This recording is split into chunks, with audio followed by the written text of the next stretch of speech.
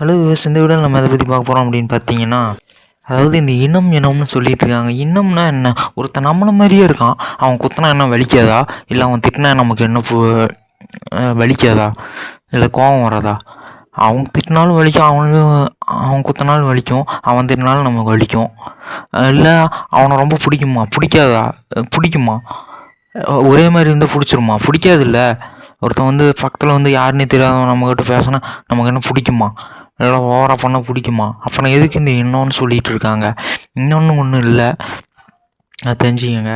நிறைய பேர் ஒரே மாதிரி, என்ன சொல்கிறதுக்கு, ஒரு குழந்த பிறக்குது, அந்த குழந்த ஒரே மாதிரி இருக்குது, அந்த குழந்த மாதிரியே எல்லாம் இருக்காங்க, ஹஸ்பண்ட் மாதிரியே எல்லோரும் இருக்காங்க, ஒய்ஃப் மாதிரியே எல்லோரும் இருக்காங்க, குழந்த மாதிரியே எல்லாம் இருக்காங்க. அதனால் இவங்கெல்லாம் நம்ம இன்னும் அப்படின்னு நினச்சிட்டு இருக்காங்க. குழந்த பிறக்கிறதுங்கிறது புருஷ மனைவிக்கு உள்ள விஷயம், அவங்க குடும்ப விஷயம். அதுக்கும் இனத்துக்கும் என்ன சம்மந்தம்? அதை போய் இனப்பெருக்கம் அப்படிங்கிறாங்க. அவங்க ஃபேமிலி, அவங்க வாழ்கிறாங்க, இப்போ குழந்த பெற்று வாழ்கிறாங்க, அதுக்கு என்ன சம்மந்தம் அப்படின்னு தெரியல. இதில் இன்னொரு விஷயம் என்னன்னு பார்த்தீங்கன்னா, ஒரே மாதிரி ஒருத்தன் இருந்துட்டான்னா அவனை நம்ம கொலை பண்ணோம்னா அவன் கொலைகாரன், அவனை அவனை ஏதாவது பண்ணிட்டோம்னா கொலைகாரன் அப்படிங்கிறாங்க. அவனோட கை கால் ஏதாவது நம்ம வெட்டிட்டோம் அப்படின்னா, அவனோட உறுப்பெல்லாம் வெட்டிட்டோம்னா நம்ம கொடூர கொலைகாரன் அப்படின்னு சொல்கிறாங்க. அதாவது பார்த்திங்கன்னா, நம்ம நிறைய பேர் நிறைய உயிரினங்களை மீனை கொண்டிருக்கோம், கோழியை கொண்டிருக்கோம், மாடை கொண்டிருக்கோம், ஆடை கொண்டிருக்கோம்.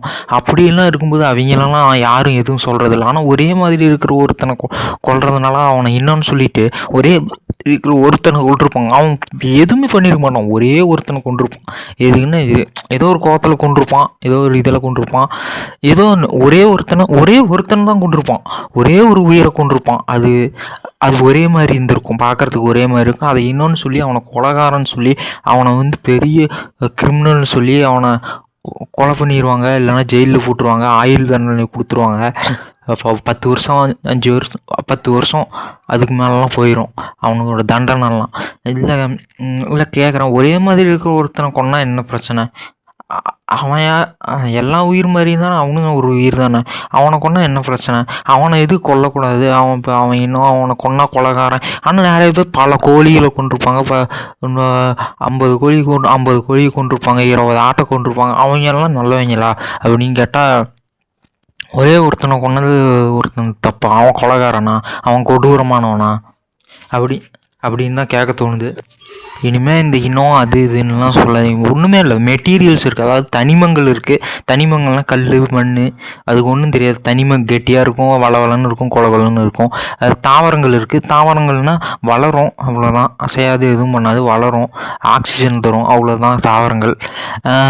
அதுக்கப்புறம் உயிர்கள் இருக்குது, அவ்வளோதான். உயிர்கள்னால் உயிரோடு இருக்கும், அவ்வளோதான். அதுக்குன்னு ஒரு உயிர்த்தன்மை இருக்கும், அசையும், நகரும், பேசும், அவ்வளோதான். உயிர்கள்னால் அவ்வளோதான் வாழ்ந்துருக்கோம் நம்ம. ஒரு உயிர், அவ்வளோதான், வேறு எதுவும் கிடையாது. அந்த ஒரே மாதிரி இருக்கிறவங்க நம்ம இனம்னு சொல்லிட்டு அவனை எதுவும் பண்ணக்கூடாது அப்படின்னு சொல்லிட்டு அதை பண்ணுறவங்கள யாராவது ஒருத்தன் அவனையா தெரியாமல் கொண்டுட்டான் அப்படின்னா அவனை இனத்தை கொண்டுட்டான், அவன் கொலைகாரன், அவன் பெரிய கொலைகாரன், அவன் பயங்கரமான கிரிமினல் அப்படின்லாம் சொல்லுவான். ஆனால் எத்தனையோ பேர் இப்போ நம்மளோட பெரிய சைஸாக இருக்கிற மாட்டை கொள்கிறாங்க. நம்ம எபிசோடு இருக்கோம், நம்மளோட பெரிய செய்கிற மாட்டை பண்ணியே கொள்கிறாங்க.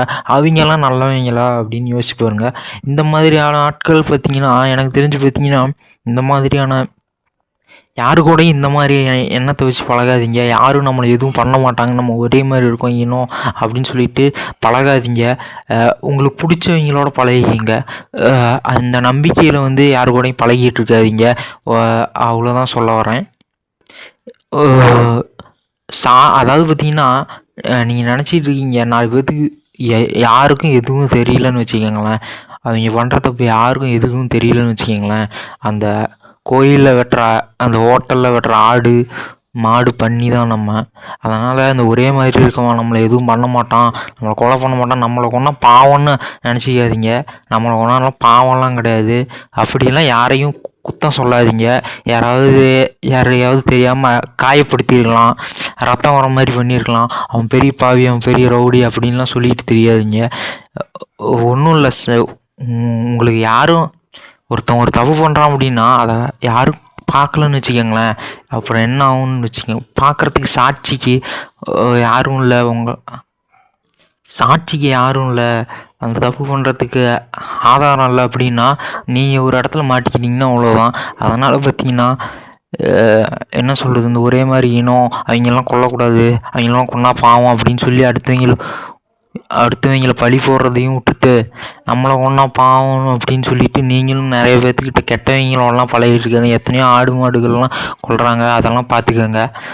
அவங்களோடலாம் பழகிட்டு இருக்காதிங்க. அந்த மாதிரி ஆட்கள்லாம் இருக்காங்க, ரொம்ப மோசமானவங்க. உங்களை வந்து பார்த்திங்கன்னா உங்களை கொல்லணுன்ட்டு இல்லை, உங்களை வந்து பார்த்திங்கன்னா அசிங்கமாக நடத்துவாங்க, கேவலமாக நடத்துவாங்க, கீழ்த்தனமாக நடத்துவாங்க, மரியாதை இல்லாமல் நடத்துவாங்க. அதெல்லாம் யோசிச்சு பார்த்துக்கோங்க. இந்த மாதிரி ஆட்கள்லாம் நிறைய பேர் இருக்காங்க, உங்களை அசிங்கமாக மரியாதை இல்லாமல் நடத்துவாங்க. அவங்கெல்லாம் யாரா அவனுங்க, ரொம்ப கெட்டவங்களாக இருப்பாங்க. ஒன்றே ஒன்று தான் சொல்கிறேன், நல்லவன் கெட்டவன் அவ்வளோதான் இருக்கான்.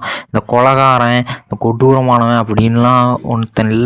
இந்த இனத்தை கொன்னவன் கொலைகாரன், இனத்தை கொன்னவன் அப்படின்லாம் ஒருத்தன் இல்லை. நல்லவன் கெட்டவன், ஒருத்தன் ஒரு விஷயம் பண்ணுறான், அது நல்லதாக இருக்கா கெட்டதாக இருக்கா, நியாயம் இருக்கா, அவ்வளோதான் இருக்குது.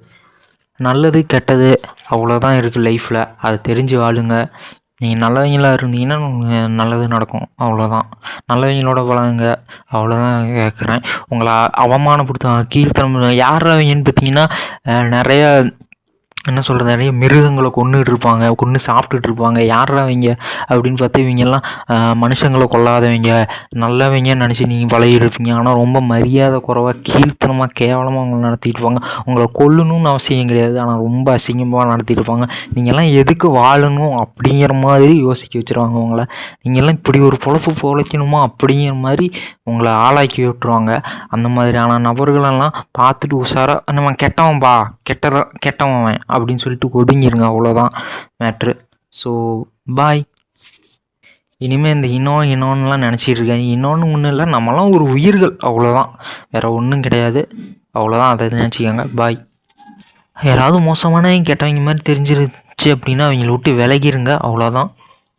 அதுதான் உங்களுக்கு நல்லது. இந்த கேரக்டர்னு சொல்லுவோம்ல, கேரக்டர் சரியில்லாதவங்க கிட்டலாம் கொஞ்சம் விலகிருங்க, அதுதான் உங்களுக்கு நல்லது. பாய்.